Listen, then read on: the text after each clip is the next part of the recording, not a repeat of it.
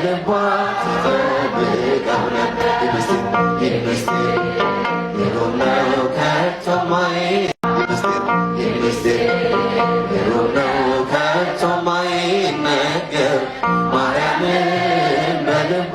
ትጠብቀው ነበር ይህ ምስጢር ግሩም ነው ከቶ